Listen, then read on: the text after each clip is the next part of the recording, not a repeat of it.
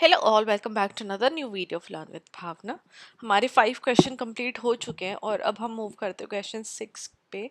अगर आपने पहले वाले वीडियोस नहीं देखे तो आपको वीडियो के एंड में एक फोल्डर मिल जाएगा, मैंने वहाँ पे सारे क्वेश्चंस डाल दिए MSOE 001 के। All right, now starting with question 6। तो क्वेश्चन 6 पूछ रहा है कि कैसे एजुकेशन ने कंट्रीब्यूट किया है इंडिया की नेशन बिल्डिंग में। Right, India as a nation जब बिल्ड हुआ तो उसमें एजुकेशन का क्या कंट्रीब्यूशन था। तो स्टार्टिंग विद आंसर, हमारा first paragraph as always introduction रहेगा। राइट, तो आप इंट्रोडक्शन में बताओगे कि कैसे एजुकेशन इंपॉर्टेंट रोल प्ले करती है किसी किसी भी नेशन के बिल्ड होने में, जहाँ पे वो सोशल, कल्चरल, पॉलिटिकल और इकोनॉमिक कॉन्टेक्स्ट में किसी भी एक कंट्री को शेप करती है। जब हम इंडिया की बात करते हैं तो इतनी डाइवर्स कंट्री इंडिया, वहाँ पे इतने डिफरेंट डिफरेंट कल्चर के, रिलीजन के लोग रह रहे हैं और बहुत एक स्पीड से डेवलप हो रही है। राइट, तो वहाँ पे एजुकेशन एक बहुत इंपॉर्टेंट टूल बन जाता है जिसकी वजह से इनइक्वालिटीज़ कम हो रही हैं, सिविक रिस्पॉन्सिबिलिटी प्रमोट हो रही है एजुकेशन के थ्रू, और सोशो इकोनॉमिक प्रोग्रेस देखने को मिलती है with the help of education. जब हम ट्रांसफॉर्मेटिव पोटेंशियल देखते हैं किसी भी कंट्री का, तो उसमें एजुकेशन का एक बहुत बड़ा पार्ट होता है, एजुकेशन का बहुत एक इम्पॉर्टेंट रोल होता है, जहाँ पे वो कोहेसिव और प्रोग्रेसिव सोसाइटी क्रिएट करती है जो कि डेमोक्रेसी, सेकुलरिज्म और सोशल जस्टिस जैसे आइडियाज़ के साथ अलाइंड होता है। नाउ टॉकिंग अबाउट कैसे ये नेशनल यूनिटी या सोशल कोहेजन एजुकेशन लेके आता है विद इन एनी नेशन, तो फर्स्ट आ जाता है हमारा कल्चरल इंटीग्रेशन। जब हम इंडिया की बात करते हैं तो हम देखते हैं कि मल्टी कल्चरल सोसाइटी है, डिफरेंट कल्चर्स है, डिफरेंट रिलीजन्स है, डिफरेंट लैंग्वेजेस है, और हर एक रिलीजन कल्चर के अपने अलग ट्रेडिशन है। तो वहाँ पे एजुकेशन एक ऐसा टूल बन जाता है जो कि डिफरेंट कम्युनिटीज़ के अंदर, डिफरेंट रिलीजन्स के ट्रेडिशन, लैंग्वेजेस के अंदर एक म्यूचुअल अंडरस्टैंडिंग क्रिएट करता है। लोग म्यूचुअली एक दूसरे को अंडरस्टैंड करने के लिए, दूसरों के कल्चर, रिलीजन अंडरस्टैंड करने के लिए एक स्टेप लेते हैं और डाइवर्सिटी को रिस्पेक्ट करते हैं, जहाँ पे वो कौन सी वैल्यूज इनकलकेट करता है एजुकेशन। अगर आपने पहले वाली मेरी वीडियो नहीं देखी है मल्टीकल्चरल एजुकेशन पे, तो आप वो देखना, उससे आपको ये वाला आंसर की अंडरस्टैंडिंग और भी ज़्यादा डेवलप होगी। नाउ एजुकेशन से सेकुलरिज्म, टॉलरेंस एंड प्लूरलिज्म जैसी वैल्यूज टीच कर सकते हैं और लोगों के अंदर इनकलकेट कर सकते हैं। सेकंड हमारा आ जाता है नेशनल आइडेंटिटी। जितने जो भी स्कूल्स, यूनिवर्सिटीज़ हैं जो एजुकेशन प्रोवाइड करती हैं, तो वो जो नेशनल प्राइड वाली जो फीलिंग है वो कल्टिवेट करती हैं बच्चों के अंदर, जहाँ पे वो इंडियन हिस्ट्री के साथ फैमिलराइज करते हैं अपनी इंडिपेंडेंस और अपनी अचीवमेंट्स को। तो ये जो सेंस ऑफ सिटीजन है, मतलब कि we are citizens of India, ये वाली जो फीलिंग है, और सभी जो भी इंडिया में रह रहे हैं, जो भी इंडियन सिटीजन्स हैं, वो उनके अंदर एक सेंस ऑफ बिलोंगिंगनेस आ जाती है।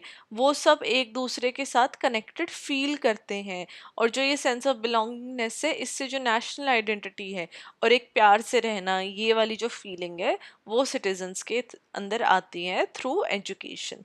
थर्ड हमारा पॉइंट आ गया इसमें, रिड्यूसिंग रीजनलिज्म। जब हम एक स्टैंडर्डाइज्ड करिकुलम प्रोवाइड कर रहे हैं स्टेट्स में, like all over the India में, तो एजुकेशन का एक सिर्फ एक उसका रोल रह जाता है, वो है कि वो यूनिफाई करती है, मतलब कि सबको एकजुट करती है। और जितनी भी रीजन के बेसिस पे, स्टेट के बेसिस पे, लैंग्वेज के बेसिस पे, रिलीजन, कल्चर, मतलब कि जिन भी बेसिस पे डिफ्रेंसिएशन हो सकते हैं, उन डिफ्रेंसिएशन को एजुकेशन कई हद तक कम करती है, कई हद तक ब्रिज करती है। इसमें हमारा सेकंड आ जाता है फॉस्टरिंग इक्वल सोशल इक्वालिटी। जब हम बात करते हैं कास्ट एंड जेंडर इनक्वालिटीज़ की, तो एजुकेशन एक इम्पॉर्टेंट टूल है जो ये सारी जो ट्रेडिशनल हायरार्कीज़ हैं, जो ये सारी ट्रेडिशनल इनक्वालिटीज़ हैं, चाहे वो कास्ट हो या जेंडर हो, उनको वो कहीं ना कहीं चैलेंज करती हैं और कहीं ना कहीं रिमूव करने का काम करती है। क्योंकि जैसे मिड डे मील्स प्रोग्राम्स है या रिजर्वेशन है मार्जिनलाइज ग्रुप के, तो ग्रेटर इंक्लूसिविटी हमें देखने को मिलती है मार्जिनलाइज ग्रुप्स की with in the educational institution, मतलब कि मतलब कि ये जो प्रोग्राम्स है जहाँ पे वो बच्चों को मिड डे मील्स प्रोवाइड कर रहे हैं, तो पेरेंट्स क्या सोचेंगे जो बिल्कुल लो इनकम ग्रुप के पेरेंट्स हैं कि चलो हमारे बच्चे तो स्कूल में अच्छा खाना मिल जाएगा उनको, चलो हमें अगर पढ़ाई करने के लिए नहीं भेज रहे तो खाना खाने ही भेज देते हैं। तो वो जो मिड डे मील का जो प्रोग्राम आया उससे ये देखा गया कि जो पहले पेरेंट्स कभी भी उन किसी भी फैमिली से आज तक कोई भी स्कूल नहीं गया था, वहां से भी बच्चे स्कूल्स में आने लग गए। और अगर बच्चे स्कूल आ रहे हैं तो ऑफकोर्स वो कुछ ना कुछ तो सीख के ही जाएंगे। तो एक फिर ये कंटिन्यूटी देखने को मिली, उनकी इन्वॉल्वमेंट एजुकेशन सिस्टम में देखने को मिली।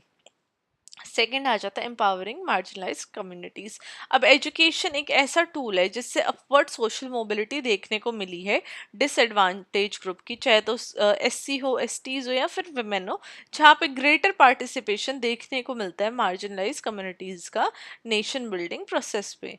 अब थर्ड आ जाता है हमारा कि कैसे एजुकेशन ह्यूमन कैपिटल को डेवलप करती है। राइट, एजुकेशन के थ्रू इकोनॉमिक ग्रोथ होती है, क्योंकि एजुकेशन इंडिविजुअल्स को ऐसी नॉलेज, ऐसी स्किल्स प्रोवाइड कर देता है जो उस टाइम में इकोनॉमी डेवलपमेंट में नेसेसरी है, या फिर जो उस टाइम में इन डिमांड है, और उन स्किल्स को, नॉलेज को गेन करके इंडिविजुअल्स इकोनॉमी में कंट्रीब्यूट करते हैं। चाहे वो लिटरेचर वाली स्किल हो या फिर कोई भी ऐसी स्किल हो जिससे ह्यूमंस या किसी भी कंट्री के सिटीजन्स उस कंट्री में प्रोडक्टिविटी ला रहे हैं, इनोवेशन ला रहे हैं, बिजनेसेस सेटअप कर रहे हैं, तो उससे क्या है, economic growth through education economic growth होती है किसी भी नेशन की। सेकंड आ जाता है वर्कफोर्स मॉडर्नाइजेशन। अब जैसे नॉलेज बेस्ड इकोनॉमी पे अब एक शिफ्ट आया, पहले कौन सी थी हमारी, एग्रीकल्चर बेस्ड इकोनॉमी थी, फिर शिफ्ट आ गया लेबर बेस्ड इकोनॉमी पे, अब हमारी कौन सी इकोनॉमी है, नॉलेज बेस्ड इकोनॉमी। क्योंकि जो वर्क फोर्स है, जो हमारी जितनी भी जॉब्स निकल रही है वो स्टेम बेसिस पे निकल रही है, science, technology, engineering and mathematics, and as well critical thinking होनी चाहिए, प्रॉब्लम सॉल्विंग होनी चाहिए। अब वो वाली स्किल्स नहीं है कि आपने रट्टे मार दिए 10 चीज़ों के और आप कोई भी एग्जाम दे आए और आपकी जॉब लग गई, नहीं। आज के टाइम पे जॉब्स हैं क्रिटिकल थिंकिंग और प्रॉब्लम सॉल्विंग स्किल्स के ऊपर। तो जो वर्क फोर्स है उसके अंदर भी मॉडर्नाइजेशन आ गई है, और वो मॉडर्नाइजेशन थ्रू एजुकेशन ही आई है। हमारा इसमें थर्ड पॉइंट आ जाता है ग्लोबल कॉम्पिटिटिवनेस। अब एजुकेशन से इंडिया को एक ग्लोबल इकोनॉमी में भी compete करने का मौका मिला है, जहाँ पे वो हाई स्किल्ड प्रोफेशनल्स कंट्री के अंदर आए हैं थ्रू एजुकेशन, और वो information technology, health care, research जैसे सेक्टर्स में कंट्रीब्यूट करते हैं। उन सेक्टर्स में वो जॉब लेते हैं, देन अपनी जो critical thinking, problem solving skills हैं उनके थ्रू इन सब सेक्टर्स में उनका कंट्रीब्यूशन देखने को मिलता है। इसलिए जो आज इंडिया में जितने भी स्किल्ड वर्कर्स हैं ना, जितने भी नॉलेज बेस्ड इकोनॉमी में जितने भी वर्कर्स हैं, उनकी demand all over the world है, बिकॉज वो इतने अच्छे से, इतनी यहाँ की एजुकेशन इतनी कॉम्पिटिटिव है कि वो एक तरीके से इंडिया को ग्लोबल इकोनॉमी में एक अच्छे स्टैंड पे आज खड़ा कर रखा है। नाउ फोर्थ आ जाता है इसमें promoting civic engagement and democratic values. अब एजुकेशन कैसे डेमोक्रेटिक पार्टिसिपेशन इंक्रीज करता है, जहाँ पे वो सिटीजन्स को बताता है कि कैसे तुम डेमोक्रेटिक प्रोसेस में पार्टिसिपेट कर सकते हो। ये इंडिविजुअल्स को उनके राइट के बारे में बताता है, रिस्पॉन्सिबिलिटीज बताता है, और कैसे गवर्नमेंट इंस्टीट्यूशन फंक्शन करते हैं, और हम एज सिटीजन्स कैसे अपने जो डेमोक्रेटिक, हमारा डेमोक्रेटिक इंडिया है, इंडिया का जो डेमोक्रेसी मॉडल है, उसमें एज सिटीजन्स कैसे कंट्रीब्यूट कर सकते हैं, वो थ्रू एजुकेशन पता चलता है। सेकंड आ जाता है सोशल अवेयरनेस। अब क्रिटिकल थिंकिंग बढ़ गई और सोशल इश्यूज से रिलेटेड अवेयरनेस भी बढ़ गई, तो एजुकेशन एनकरेज कर रहा है सिटीजन्स को कि वो ये जितने भी इश्यूज हैं, जितने भी चैलेंजेस आ रहे हैं, उनको एड्रेस करें, उनके ऊपर क्वेश्चन उठाए, और उन उनसे रिलेटेड, उन इश्यूज से रिलेटेड चेंजेस भी लेके आए, चाहे तो वो करप्शन हो, या फिर इन्वायरमेंटल डिग्रेडेशन हो, या फिर इनइक्वालिटी हो। इन सब के बारे में अवेयरनेस होनी और इनको एड्रेस करना भी एजुकेशन हमें सिखाती है। थर्ड आ जाता है पीस बिल्डिंग। अब ऐसी कंट्री जिसमें इतनी ज़्यादा कम्युनिटीज़ हैं, राइट, इतनी ज़्यादा कम्युनिटी के बीच में भी टेंशन्स है, तो वहाँ पे एजुकेशन एक पाथ बन जाता है जहाँ पे डायलॉग कन्वर्जन हो कन्वर्सेशन होती है, एम्पैथी फील करते हैं एक दूसरे की कम्युनिटीज़ के लिए, क्योंकि आप अगर किसी को भी अंडरस्टैंड करते हो, उसकी चैलेंजेस, उसने क्या फे किसी भी कम्युनिटी ने, किसी भी रिलीजन ने क्या फेस किया है, क्या क्या चैलेंजेस हैं, क्या क्या डिफिकल्टीज से वो निकला हुआ है, तो एक जो एम्पैथी वाली फीलिंग है ना वो आ जाती है, जिससे वो फिर कॉन्फ्लिक्ट रेजोल्यूशन के थ्रू बढ़ जाते हैं और एक पीसफुल सोसाइटी क्रिएट होती है। तो एजुकेशन का पीस बिल्डिंग के अंदर बहुत बड़ा कंट्रीब्यूशन है। फिफ्थ हमारा आ गया catalysing cultural preservation and modernisation. अब एजुकेशन एक बहुत इंपॉर्टेंट रोल प्ले करता है जहाँ पे वो इंडिया के रिच कल्चर को प्रिजर्व करता है, वहीं पे सोसाइटी को प्रिपेयर करता है ताकि वो कल्चर को प्रिजर्व करने के साथ साथ मॉडर्नाइजेशन और ग्लोबलाइजेशन को कैसे अपनी लाइफ में इंक्लूड करे और उससे कैसे डील करे। देन ये ट्रेडिशन और इनोवेशन को भी बैलेंस करता है, जहाँ पे ये हिस्ट्री, लिटरेचर और आर्ट्स जैसे सब्जेक्ट तो एजुकेशन में है ही है, वहीं पे एजुकेशन कनेक्ट करता है बच्चों को, जहाँ पे वो स्टेम जैसे सब्जेक्ट्स या डिसिप्लिन्स बच्चों को प्रोवाइड करता है। तो एक ट्रेडिशनल एजुकेशन और इनोवेशनल एजुकेशन के बीच में भी बैलेंस एजुकेशन लेके आता है। सिक्स आ जाता है एम्पावरिंग वुमेन एंड यूथ। तो वुमेन एम्पावरमेंट काफ़ी देखी गई है with the help of education, क्योंकि एजुकेशन से ही वुमेन का जो इकोनॉमिक और सोशल डेवलपमेंट है वो देखने को मिला है, जहाँ पे एजुकेटेड वुमेन ज़्यादा पार्टिसिपेट करती है वर्क फोर्स में, वो ज़्यादा जॉब्स के लिए ट्राई करती हैं, देन वो फिर अपने डिसीजन खुद लेती हैं, एंड वो आगे एक पोजीशन पे जाके जेंडर इक्वालिटी के बारे में भी एडवोकेसी करती हैं, वो आवाज उठाती हैं कि ये सारी चीजें रॉन्ग हो रही हैं and this is not right for me, और gender equality through educating women ही आ सकती हैं। सेकंड आ जाती है हार्नेसिंग डेमोग्राफिक डिवाइड। अब एक बहुत बड़ी लार्ज जो यंग पॉपुलेशन है इंडिया में, वो वाइटली इक्विप्ड है स्किल्स के साथ, राइट, और वो कंट्रीब्यूट करती हैं नेशन ग्रोथ में और इनोवेशन में 21st सेंचुरी। तो ये भी देखा गया है कि कैसे यंग पॉपुलेशन एक मेजर परसेंटेज है इंडिया में, और जब उनको राइट एजुकेशन प्रोवाइड की गई तो इंडिया की ग्रोथ और इनोवेशन में हमने बहुत बढ़ चढ़ के हिस्सा देखने को मिला, स्पेशली 21st सेंचुरी में। नाउ सेवेंथ आ जाता है कि कैसे एजुकेशन पॉवर्टी और रीजनल डिफरेंसेस को रिड्यूस करती है। एजुकेशन के थ्रू पॉवर्टी जो साइकिल जो चलती आ रही है बाय जनरेशन वो ब्रेक हो जाती है, बिकॉज जो फॉर एग्जाम्पल किसी भी एक परिवार से कोई पढ़ा ही नहीं है और उस फैमिली से कोई भी एक इंडिविजुअल पढ़ाई करता है, तो उसकी बेटर एम्प्लॉयमेंट अपॉर्चुनिटीज उसको मिलती है, जिसकी वजह से अगर उसको अच्छी जॉब मिलेगी तो अच्छी पे मिलेगी, राइट। जॉब्स एंड सैलरी तो लिंक्ड होती है ना, डायरेक्टली लिंक्ड होती है, बेटर जॉब बेटर पे। तो वहाँ पे वो पॉवर्टी और जो पॉवर्टी की जो साइकिल है ना वो ब्रेक हो जाती है और लिविंग स्टैंडर्ड बेटर होते हुए देखने को मिले हैं। सेकंड आ जाता है बैलेंस डेवलपमेंट। जब हम बात करते हैं अंडर डेवलपमेंट रीजन के, तो एजुकेशन हेल्प करती है उनके अंदर जितने भी डिफरेंसेस हैं रूरल और अर्बन एरियाज में या फिर लेस डेवलप्ड एरियाज में, तो वो वहाँ पे एजुकेशन काम करती है नेशनल डेवलपमेंट का एक बैलेंस लाने में, राइट। जो अंडर डेवलप्ड एरियाज है फिर ज़्यादा डेवलप्ड एरियाज हैं, उनके बीच में एक बैलेंस क्रिएट करती है थ्रू एजुकेशन, क्योंकि एजुकेशन से ही आइडियाज़ आ सकते हैं कि कैसे हम इस एरिया को बेटर कर सकते हैं। एट्थ हमारा पॉइंट आ गया बिल्डिंग इंस्टीट्यूशंस एंड लीडरशिप। अब नेशन बिल्डिंग लीडरशिप एजुकेशन के थ्रू ही आती है, जहाँ पे politics, business, science and arts के बारे में नॉलेज गेन करने को मिलती है और इंडिया की एक जो ट्रेजेक्ट्री है, जो इंडिया की एक जो साइकिल है उसको शेप मिलती है। इसमें सेकंड हमारा पॉइंट आ जाता है इंस्टीट्यूशनल डेवलपमेंट। अब अगर एजुकेशन स्ट्रांग होती है तो इंटेलेक्चुअल और कल्चरल डेवलपमेंट किसी भी सोसाइटी के अंदर देखने को मिलती है, जहाँ पे इनोवेशन और लीडरशिप डेवलप होती है किसी भी कंट्री के अंदर।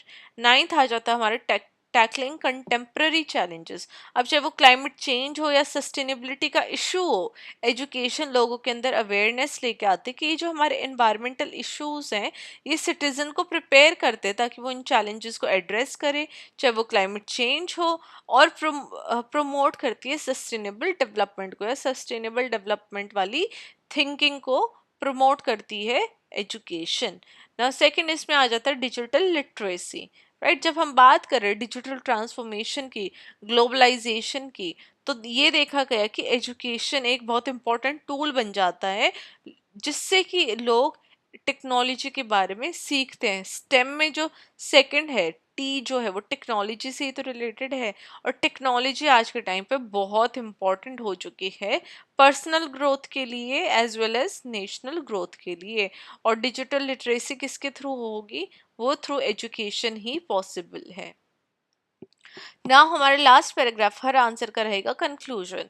नाउ कंक्लूजन में मैंने लिखा है कि जब भी हम सोशियोलॉजिकल पर्सपेक्टिव से देखते हैं कि एजुकेशन कैसे एक इम्पॉर्टेंट टूल बन रही है इंडिया में, जहाँ पे वो इंडिविजुअल एम्पावरमेंट तो कर ही रही है बल्कि उसके साथ साथ नेशन बिल्डिंग में भी कंट्रीब्यूट कर रही है।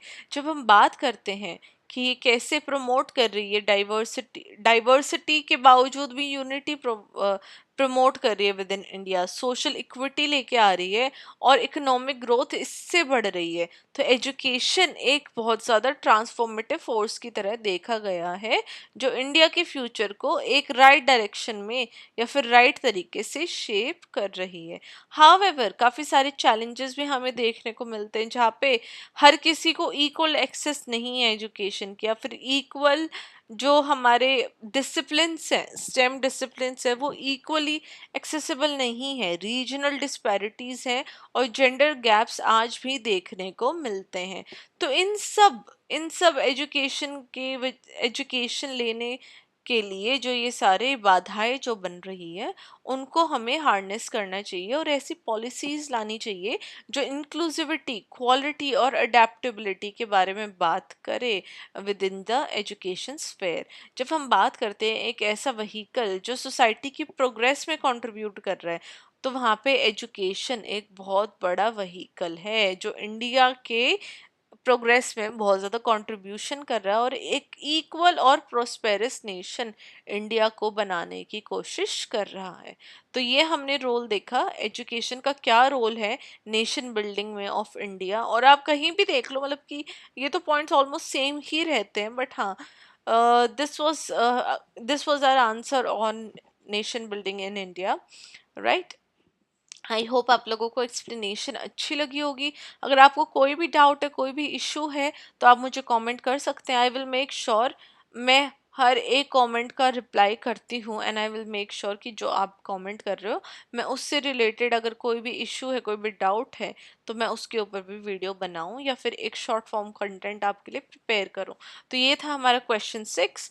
Keep studying hard and keep preparing for your exam.